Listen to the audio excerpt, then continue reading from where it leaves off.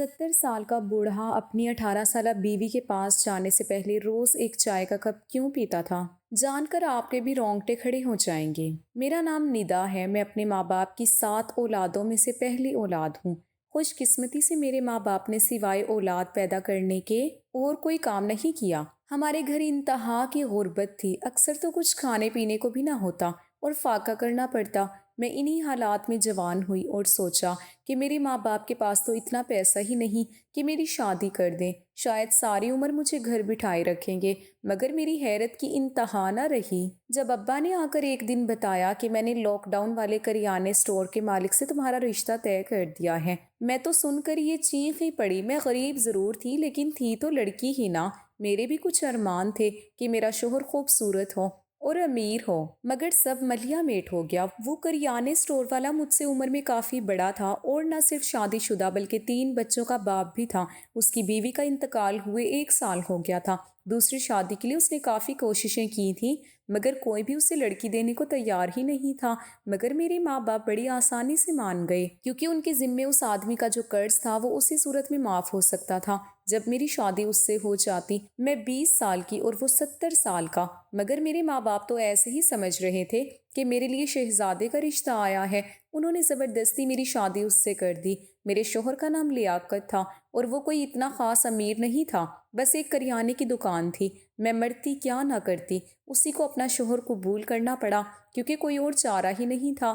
اس کے 2 لڑکے اور ایک چھوٹی لڑکی تھی۔ میں نے فیصلہ کر لیا تھا کہ مجھے اپنے شوہر کو ہاتھ میں رکھنا ہے تاکہ وہ میرے قابو میں رہے۔ میں کوشش کرتی تھی کہ میرا شوہر اپنے بچوں کے ساتھ کم سے کم رابطے میں رہے۔ میں اس کے بچوں کو اس کے اٹھنے سے پہلے ہی اسکول بھیج دیتی اور شام کو اس کے آنے سے پہلے ہی جلدی سونے کا کہہ دیتی۔ اس کے بچوں کو میں نے اپنے قابو میں اس طرح کیا تھا کہ وہ سانس بھی میری مرضی سے لیتے تھے۔ 3 بچوں کے باوجود میرا شوہر بھرپور جوان تھا۔ وہ روز رات کو روغن اور بادام پیس کر کھاتا تھا اور کہتا تھا کہ اس سے جسم میں طاقت بڑھتی ہے۔ میری جب شادی ہوئی تھی اس کی سب سے چھوٹی بیٹی 1 سال کی تھی اور مجبوراً مجھے ہی اسے پالنا پڑا تھا، لیکن بیٹے شکر ہے کہ بڑے تھے۔ میں دن گن گن کر اپنے حاملہ ہونے کا انتظار کرنے لگی، لیکن جانے میری قسمت میں کیا لکھا تھا۔ میں جتنی خواہش کرتی اپنی اولاد کی اتنا ہی دیر ہونے لگی۔ شادی کو 5 سال گزر گئے۔ اس دوران میں بس اس کے بچوں کو ہی پالنے میں لگی رہی۔ 2 سالوں بعد معلوم ہوا کہ میں تو بانجھ ہوں اور اولاد پیدا نہیں کر سکتی۔ اس دن کے بعد تو جیسے میں مایوس ہو گئی۔ اس گھر اور کریانہ اسٹور کے وارث اس کے بیٹے ہی ہوں گے۔ 2-3 سال مزید گزر گئے۔ میرے شوہر کے دونوں بیٹے اس نے باہر بھجوا دیے۔ میرے شوہر کی بیٹی اب 15 سال کی ہو گئی تھی اور اس نے میٹرک کر لیا تھا۔ میرے شوہر کا ارادہ تھا کہ وہ اپنی بیٹی کو اعلیٰ تعلیم دلوائے گا اور میں نے بھی اس کے ارادے پر حامی بھر لی کیونکہ مجھے جب سے معلوم ہوا تھا کہ میں ماں نہیں بن سکتی تب سے میں نے اس کے بچوں سے پیار کرنا شروع کر دیا تھا۔ لیکن میں کیا جانتی تھی کہ میری زندگی برباد کرنے میں میرے شوہر کا ہی ہاتھ تھا۔ اس دن وہ شاید اپنے کسی دوست سے بات کر رہا تھا۔ میں گھر سے باہر تھی اور ڈرائنگ روم کے اندر قدم رکھنے ہی والی تھی کہ اس کے منہ سے اپنا نام سن کر غیر ارادی طور پر رک گئی۔ وہ کہہ رہا تھا کہ ندا میری بیٹی کے لیے کچھ شاپنگ کرنے باہر گئی ہے۔ ہاں یار، اس نے تینوں بچوں کی پرورش بہت اچھی کی۔ اگر اس کی اپنی اولاد ہو جاتی تب وہ صرف اپنے بچوں سے ہی پیار کرتی اور میرے بچوں کو بھول جاتی۔ اسی لیے تو میں اسے لگاتار وہ گولیاں کھلا رہا تھا کہ اس کو حمل نہ ٹھہرے۔ یہ سن کر تو میری نظروں کے سامنے زمین آسمان گھوم گئے۔ میں نے بے یقینی سے اندر دیکھا جو ہنس ہنس کر اپنے دوست سے بڑے مزے سے بات کر رہا تھا۔ اس نے ہی مجھے اولاد سے محروم رکھا۔ میں اتنا بڑا دھوکہ برداشت نہیں کر سکتی تھی۔ 10-12 سالوں کی رفاقت صرف ایک سیراب تھی۔ ایک دفعہ میں نے اس کو سزا دینے کا فیصلہ کر لیا۔ اس کے بڑے بیٹے کو فون کر کے کہا کہ اپنے باپ کو وہاں بلا لو، تمہارا کام سنبھالنے میں مدد کرے گا۔ میں نے اس طرح چال چلی کہ بیٹا راضی ہو گیا اور اپنے باپ کو راضی اس نے خود کیا۔ 2-4 ماہ کے اندر اندر میرا شوہر باہر چلا گیا۔ پیچھے میں اور میرے شوہر کی بیٹی رہ گئی تھی۔ میں نے اپنے شوہر سے بدلہ لینے کی خاطر اس کی 18 سالہ بیٹی کی شادی کسی بوڑھے سے کروانے کا سوچا۔ یہی طریقہ تھا جس سے اس کے دل پر چوٹ لگتی جیسے میرے دل پر لگی تھی۔ میں نے ایک 70 سالہ بوڑھے آدمی سے زبردستی اس کی شادی کروا دی، لیکن اس میں میرا بھی فائدہ تھا کیونکہ وہ بہت امیر تھا اور اس نے مجھے اس شادی کے لیے 5 لاکھ روپے دیے تھے۔ میں نے فیصلہ کر لیا تھا کہ اس بوڑھے سے اس کی جوان بیوی کے ذریعے خوب ساری دولت بٹوروں گی۔ 70 سال کی عمر میں بھی وہ اچھی خاصی صحت رکھتا تھا۔ جب وہ رشتے والی کے ساتھ آیا تو اسے دیکھ کر میں نے کہا، بڑے میاں تمہاری تو اچھی خاصی صحت ہے، کیا کھاتے ہو؟ کہنے لگا کہ چھوڑے اس راز کو، خاندانی راز ہے، نہیں بتا سکتا۔ میں نے اس سے کہا کہ میں تم لوگوں کے ساتھ ہی کوٹھی میں رہوں گی، کیونکہ میرا بھی دل تھا کہ کچھ عرصہ امیروں والی زندگی گزار کر دیکھوں۔ میرے شوہر کی بیٹی 18 سال کی تھی اور نہایت معصوم۔ اس نے چپ کر کے شادی کر لی اور میرے کہنے پر کسی کو بھی نہ بتایا، نہ اپنے باپ کو نہ اپنے بھائیوں کو۔ ان کی شادی کی پہلی ہی رات میں چونک گئی کیونکہ وہ 70 سالہ بوڑھا کمرے میں جانے کی بجائے چوری چوری کچن میں جا رہا تھا۔ میں بھی حیرانی سے اس کے پیچھے گئی اور چوری چوری اسے دیکھنے لگی تو مزید حیران ہوئی۔ لوگ شادی کی پہلی رات دودھ پیتے ہیں اور وہ چائے پی رہا تھا۔ یہ حیران کر دینے والی بات تھی۔ چائے پی کر وہ اپنے کمرے میں چلا گیا۔ وہ 70 سالہ بوڑھے آدمی کا کوئی رشتہ دار نہیں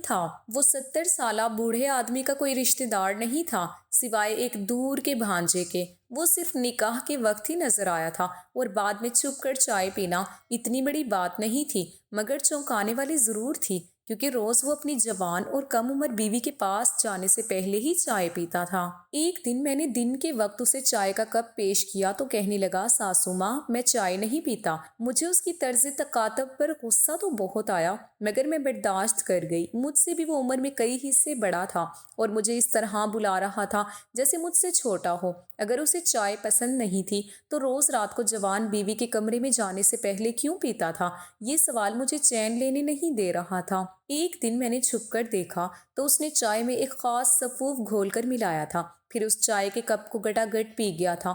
مگر میں نوٹ کر رہی تھی کہ جب سے اس کی شادی ہوئی تھی وہ تو جیسے بوڑھے سے جوان ہونے لگا تھا۔ کہاں اس کے چہرے پر جھریاں اور کم میں خم، اور اب وہ نئی نویلی دلہن کے ساتھ روز سیر کو نکلا ہوتا۔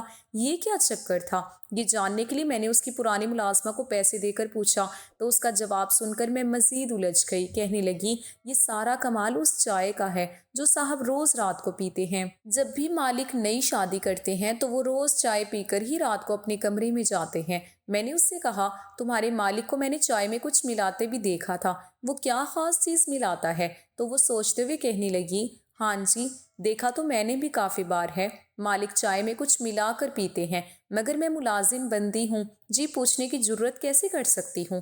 میرا خیال ہے کوئی مردانہ طاقت والی دوا ہوگی تاکہ صاحب اپنی 18 سالہ جوان بیوی کو خوش رکھ سکیں۔ ویسے پہلے میں نے بھی وہی سوچا تھا جو وہ نوکرانی کہہ رہی تھی کہ ہو سکتا ہے کہ وہ 70 سالہ بوڑھا اپنی طاقت بڑھانا چاہ رہا ہو، مگر جانے کیوں میری حس مجھے بار بار احساس دلا رہی تھی کہ کچھ اور معاملہ ہے۔ میری سوتیلی بیٹی بھی اس شادی پر ویسے ہی خوش تھی جیسے نئی نویلی دلہنیں ہوتی ہیں، اپنے بوڑھے شوہر کے ساتھ ہنسی خوشی باہوں میں باہیں ڈال کر گھوم پھر رہی ہوتی۔ اب وقت آ گیا تھا کہ میں اس کے باپ کو بتاتی کہ اس کی بیٹی نے گھر سے بھاگ کر ایک 70 سالہ بوڑھے سے شادی کر لی۔ میں نے اپنے منصوبے پر عمل کرنے کا سوچا تو میری سوتیلی بیٹی ہیروں کا ہار لیے میرے کمرے میں چلی آئی اور کہنے لگی کہ اگر آپ بابا کو بتائیں گی تو وہ زبردستی آ کر مجھے لے جائیں گے، مگر میں اب اپنے شوہر کے ساتھ ہی خوش ہوں، نہیں بتائیں انہیں، جب وہ واپس آئیں گے تب دیکھا جائے گا۔ میں نے بھی ہیروں کی لالچ میں آ کر موبائل ایک طرف رکھ دیا۔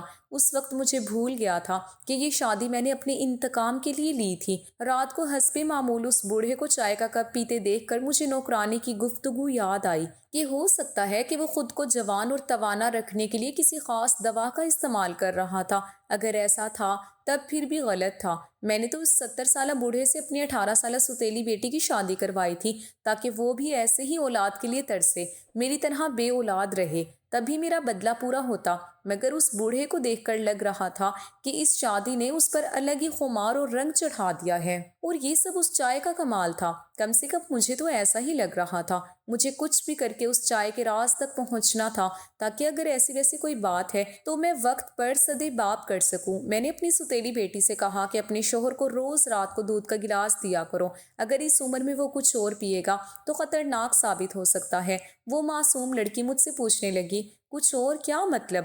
کیا نہیں پینا چاہیے؟ اس سے پہلے کہ میں اسے جواب دیتی میری نظر اس کے بیڈ پر رکھی مختلف چیزوں پر پڑی، برانڈڈ کپڑے اور جوتوں سے لے کر میک اپ تک۔ میں نے اور اس نے بھی کبھی زندگی میں اتنی مہنگی چیزیں نہیں دیکھی تھی۔ میری تو آنکھیں کھلی کی کھلی رہ گئی۔ میں نے اسے سمجھاتے ہوئے کہا کہ کوشش کرو اپنے شوہر سے دور ہی رہو، اور جتنا مال اسباب سمیٹ سکتے ہو سمیٹ لو، بلکہ ابھی میں ایسا کرتی ہوں کہ تمہارا یہ سارا سامان میں سیٹ کر دیتی ہوں۔ میں نے اس کا سارا سامان سیٹ کرنے کے بہانے کمرے کی تلاشی لے لی، مگر وہ پڑیا مجھے کہیں نہ ملی جو وہ بوڑھا اپنی چائے میں ملا کر پیتا تھا۔ نوکرانی نے بتایا تھا کہ وہ اپنی چائے بھی خود بناتا ہے، کسی کو پاس نہیں آنے دیتا۔ نوکرانی نے یہ بتا کر کہا، اب آپ دیکھیے گا صاحب کتنی جلدی اولاد والے ہوں گے، پہلے بھی ایسا ہی ہوتا آیا ہے۔ میں تو یہ سن کر گھبرا گئی، اس کی اولاد نہیں ہونی چاہیے تھی، اسی لیے تو ستیلی بیٹی کی شادی اس سے کئی گنا بڑے آدمی سے کروائی تھی جو اولاد پیدا کرنے کی صلاحیت ہی نہ رکھتا ہو۔ مگر یہاں تو الٹی گنگا بہہ رہی تھی، وہ تو حالات پیدا کرنے کے چکر میں تھا۔ میں نے خود تصدیق کرنے کا سوچا اور ایک دن اس سے پوچھ ہی لیا کہ تمہیں کیا چائے پینے کا بہت شوق ہے؟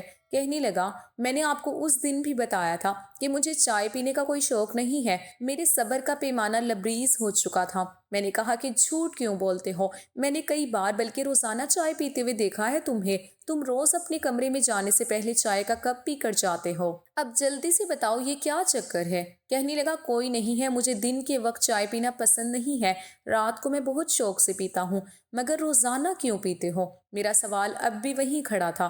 وہ میرے سوالوں سے اکتا گیا اور کہنے لگا، کیونکہ مجھے دودھ پینا اچھا نہیں لگتا تو اس لیے چائے پی لیتا ہوں۔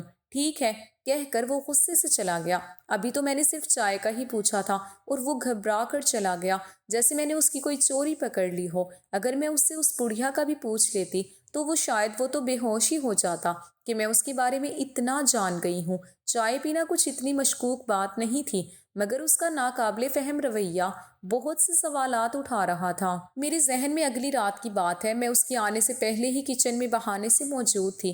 مجھے دیکھ کر وہ چونک گیا، جیسے اس سے امید ہی نہ ہو کہ میں یہاں پر رات کے اس پہر موجود ہوں گی۔ میں نے کہا، میں تمہارے لیے چائے بنا دوں؟ وہ رکائی سے کہنے لگا، مجھے کسی کی مدد کی ضرورت نہیں، میں خود بنا سکتا ہوں۔ میں منہ بنا کر باہر آ گئی۔ میں نے اس کی بیوی سے کہا کہ تم اپنے شوہر کے لیے خود چائے بنایا کرو نہ، تو وہ کہنے لگی کہ تم اپنے شوہر کے لیے خود چائے بنایا کرو نا، تو وہ کہنے لگی میں نے تو بہت بار کہا ہے، مگر وہ خود ہی منع کر دیتے ہیں کہ نہیں میں خود بناؤں گا، کبھی کبھی تو میرے لیے بھی بنا کر لے آتے ہیں۔ کچھ دنوں سے میں نوٹ کر رہی تھی کہ میری ستیلی بیٹی کے گھر سے باہر کے چکر کچھ زیادہ ہی لگنے لگ گئے تھے۔ پہلے تو میں نے یہی سوچا تھا کہ اس کے باپ سے انتقام لوں، اب دیکھو تمہاری بیٹی اپنے سے دگنی عمر کے بڑے آدمی سے بیاہی گئی ہے۔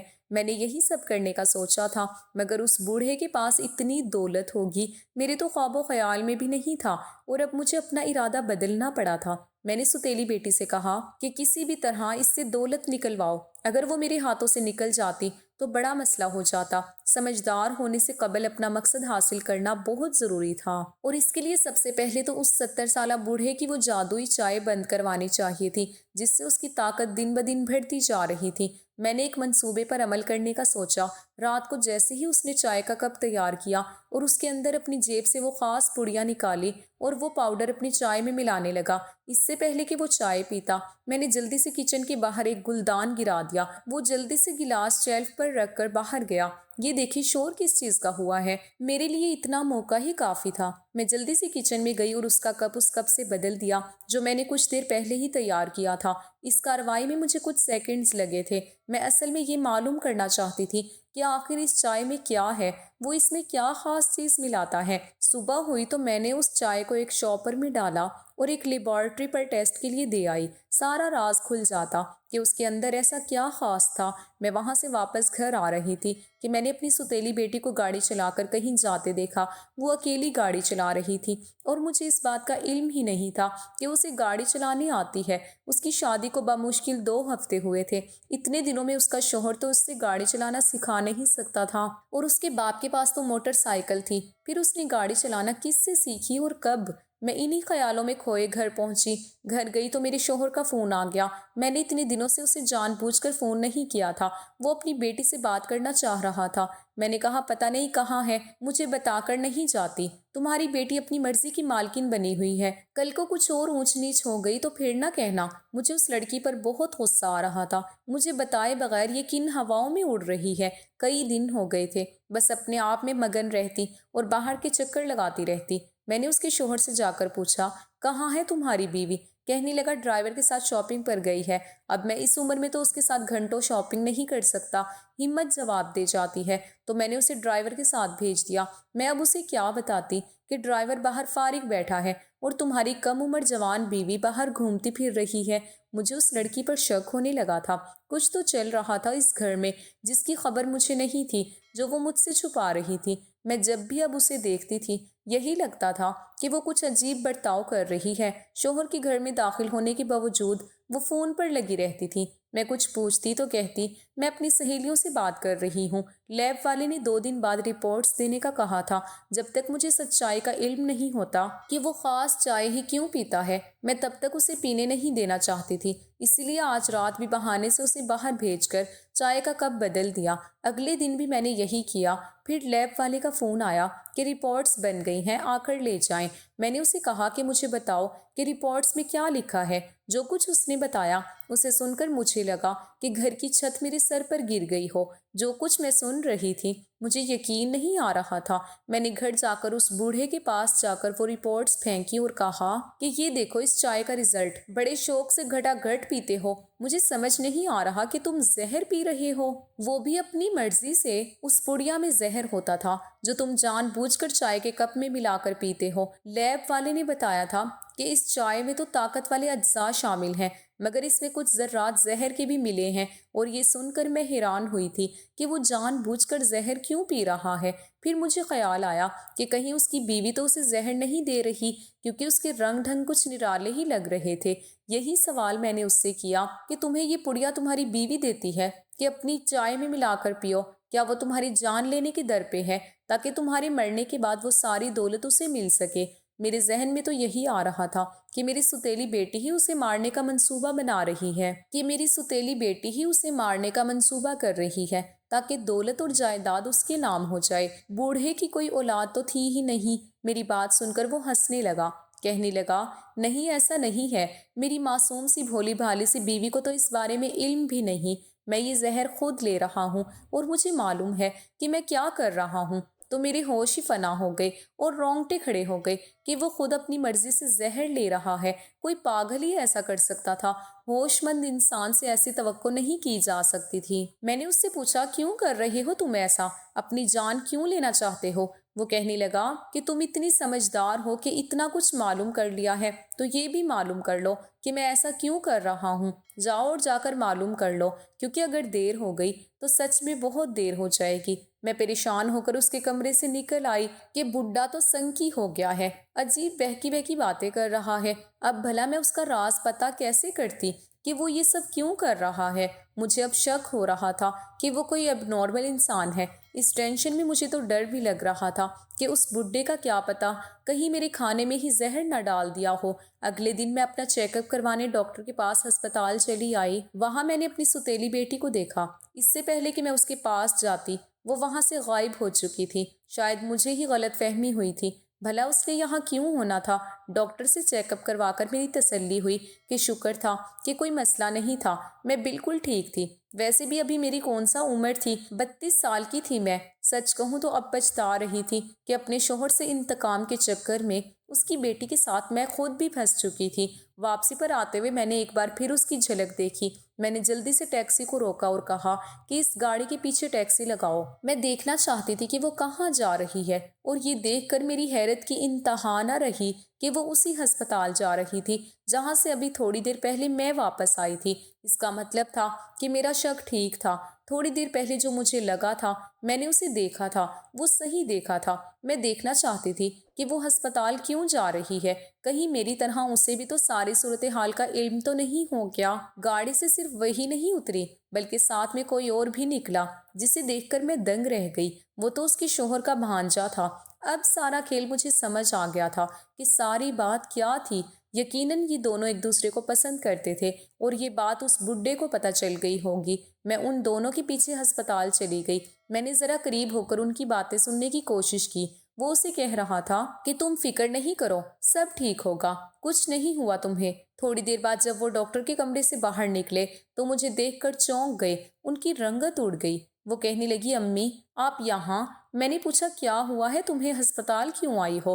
وہ روتے ہوئے کہنے لگی امی مجھے خطرناک بیماری ہو گئی ہے، ڈاکٹرز کہتے ہیں کہ تمہارے اندر ہولے ہولے زہر سرایت کر رہا ہے۔ مجھے سمجھ نہیں آیا کہ میرے اندر زہر کہاں سے آیا۔ میں نے کہا تمہارے شوہر کی وجہ سے، کیونکہ وہ جان گیا تھا کہ تم اس سے بے وفائی کر رہی ہو، اس کے بھانجے سے تعلق بنا رہی ہو، اسی لیے تو اس نے تمہیں سزا دی۔ وہ خود زہر لیتا تھا اور وہی زہر اس نے تمہاری رگوں میں بھی بھر دیا۔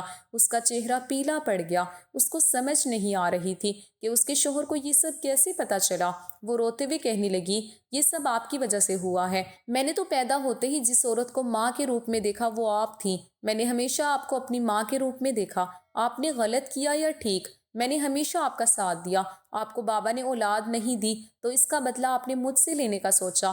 آپ نے اپنے انتقام کی خاطر میری زندگی برباد کرنے کے لیے اس 70 سالہ بوڑھے سے میری شادی کروا دی، جو روز مردانہ طاقت کی دوائیں کھا کر خود کو جوان رکھنے کی کوشش کرتا ہے۔ میں نے آپ کی خاطر اس سے شادی کے لیے ہاں کر دی، مگر میں ایک 18 سال کی جوان لڑکی ہوں، وہ 70 سال کا بوڑھا آدمی۔ میرے بھی کچھ ارمان تھے۔ شوہر کے بھانجے سے یوں ہی 1-2 بار ملاقات ہو گئی، میرا دل بے ایمان ہونے لگا۔ میں اندر ہی اندر اسے چاہنے لگی اور یہ بھی مجھے پسند کرنے لگا۔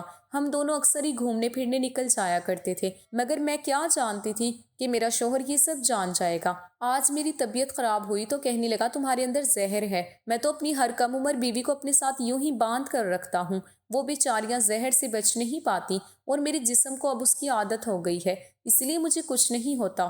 جاؤ جا کر ہسپتال میں جا کر پتہ کر لو کہ تمہیں کیا ہوا ہے۔ اسی لیے میں بھاگی بھاگی یہاں چلی آئی، اور ڈاکٹر نے بھی کنفرم کر دیا کہ میرے اندر اس شخص نے زہر بھر دیا ہے، اور یہ سب آپ کی وجہ سے ہوا ہے۔ میں اسے چھوڑنا چاہتی تھی، مگر آپ دولت کے لالچ میں اندھی ہو گئی، اور یہاں تک کہ اپنا انتقام بھی بھول گئی۔ آپ کی وجہ سے میری زندگی برباد ہو گئی۔ مجھے اس کی بات سن کر بہت شرمندگی ہوئی۔ واقعی وہ سچ کہہ رہی تھی، سارا قصور میرا تھا۔ بجائے اپنے شوہر سے باز پرس کرنے کے میں نے اس کی بیٹی سے انتقام لینے کا سوچا، اور مجھے کیا معلوم تھا کہ اتنی زیادہ عمر والا زرر نظر آنے والا حقیقت میں اتنا خطرناک نکلے گا کہ اپنی بیویوں کو خود سے باندھنے کے لیے ایسے خطرناک حربے استعمال کرتا تھا۔ یہ سب میری وجہ سے ہوا تھا، اور اب مجھے ہی اس سارے قصے کو ختم کرنا تھا۔ میں نے اس سے وعدہ کیا کہ ٹھیک ہے، میں نے تمہارے ساتھ غلط کیا، اور اب میں ہی سب ٹھیک کروں گی۔ میں نے پہلے اس کا اچھے سے علاج کروایا، اتنا شکر تھا کہ ہمیں جلدی پتہ چل گیا اور بر وقت علاج شروع ہو گیا، اور کچھ مہینوں میں ہی وہ بالکل ٹھیک ہو گئی۔ اس سارے عرصے کے دوران وہ اپنے شوہر سے دور رہی تھی۔ اس کے شوہر سے قدرت نے خوب انتقام لیا کہ اسے ایک دن فالج ہو گیا، اور اٹیک اتنا شدید تھا کہ وہ بستر کا ہو کر رہ گیا، اور 2 ماہ میں ہی وہ انتقال کر گیا۔ قانون کی روح سے اب اس کی ساری دولت کی مالکن اس کی بیوی تھی۔ میں نے اس کی عدت پوری کروا دی، اس کی پسند سے اس کی دوسری شادی کروا دی۔ اس سے شرمندہ تھی اور اس سے معافی مانگی کہ جذبات میں آ کر اس کے ساتھ بہت غلط کر دیا میں نے، مگر اس نے مجھے معاف کر دیا۔ میں نے گائنوکولوجسٹ سے اپنے بارے میں تفصیل سے بات کی۔ اس نے مجھے بتایا تھا کہ میں بانجھ نہیں ہوں، بس میرے شوہر نے مجھے اپنی اولاد کے حق سے محروم رکھا تھا۔ میں ابھی 32 سال کی تھی، جوان اور خوبصورت تھی، اپنی نئی زندگی شروع کر سکتی تھی، اسی لیے میں نے اپنے شوہر سے طلاق لے لی، اور کچھ عرصے بعد ایک اچھے اور سلجھے ہوئے انسان سے شادی کر لی، جس سے میری ایک بیٹی اور بیٹا پیدا ہوئے۔ آج میں اپنی زندگی میں بہت خوش ہوں، نہ صرف میں بلکہ میرے پہلے شوہر کی بیٹی بھی۔ شکر ہے اس نے مجھے معاف کر دیا تھا، ورنہ احساس جرم کے مارے شاید میں ساری زندگی نادم رہتی۔